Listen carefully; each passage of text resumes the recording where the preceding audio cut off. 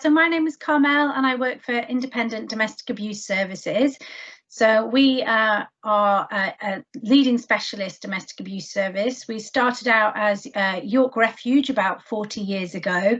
We've since grown and merged with other organisations to become the leading specialist domestic abuse service in the region.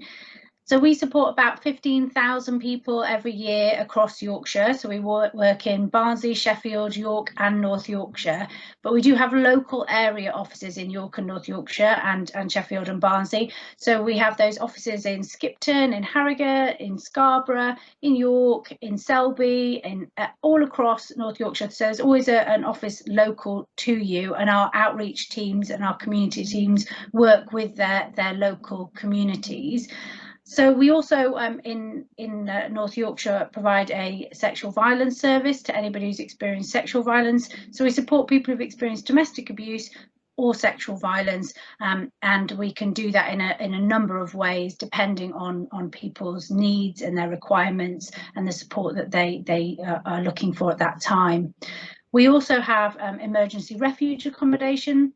So we have a number of refuges across North Yorkshire, and we are also affiliated with the network of refuges across the country, so we can help people to flee safely to other areas if they need to, or we also have our refuges within the county.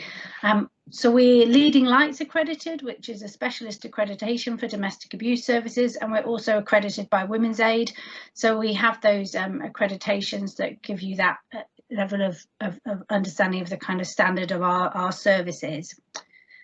So that's a little bit of background about what IDAS do.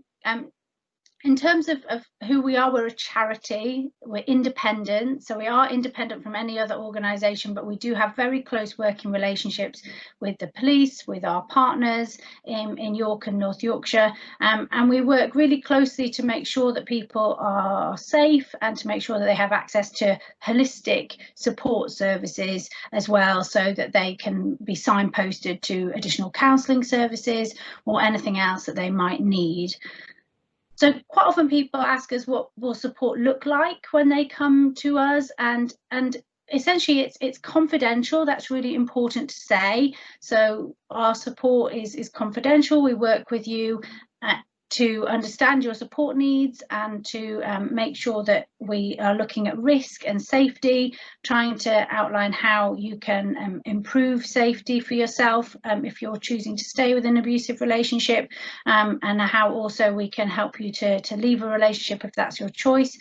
It's very person-centered, so it's really about listening to what somebody's needs are and trying to outline the options and make sure that they feel empowered in the choices they make going forward. So in terms of a typical client's journey, it might be that they come through the police, so there might have been an incident and they're referred to us by the police. It could be that they've been referred by their GP or a healthcare provider, or it could be that they've decided to pick up the phone and call our helpline or contact us on our live chat on our website.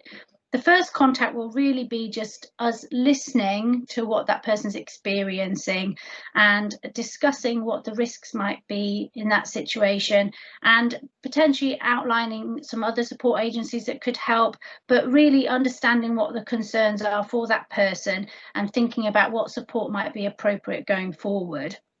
If it's deemed that one-to-one support would be helpful, our outreach and community teams will get in touch to talk about how that would work. At the moment we're working quite differently because of the coronavirus situation, but we are offering support on the telephone, via video calling, and we're also supporting people via messaging services as well. And we really hope to be able to resume some face-to-face contact, you know, as the lockdown restrictions lift. But our clients are saying that the support they're receiving via these remote methods is working for them, which is really positive.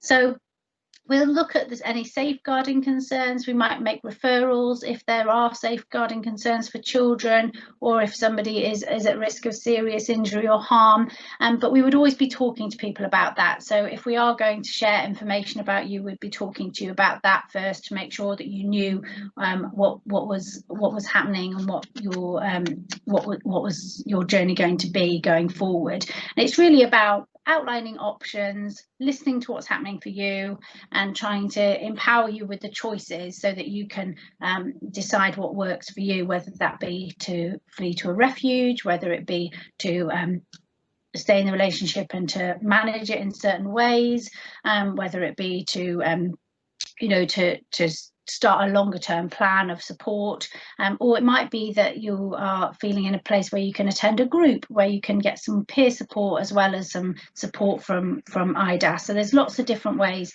that we can support you, but the most important thing to say is it is non-judgmental. It's really about listening to what people want. So they shouldn't be worried about calling us and them losing control of their decisions. It's really about what you need and what's going on for you, and us helping you to unpick that and make sense of how you can move forward. So I've talked about what a typical journey looks like, and I suppose it's important to say that if you are worried for yourself or for a family member, then you can get support by calling our helplines, which I'm sure will be shown at the end. It's 03000 110 110. You can also look at our website, which has lots of information and guidance, what to do if you're thinking about leaving, frequently asked questions, and that's at idas.org.uk. You can also access our live chat or our web chat on there between 3 to 6 p.m. Monday to Friday, and that's a great way to get some anonymous support from our trained and experienced workers, and they can just understand what's going on for you and help you to know what your next steps might be. You can also email us at info@idas.org.uk. So there's lots of different ways for you to get in touch with us and get that support. So really would just say, if anybody is worried that they might be experiencing domestic abuse or worried for a friend, we would urge you to get in touch with us.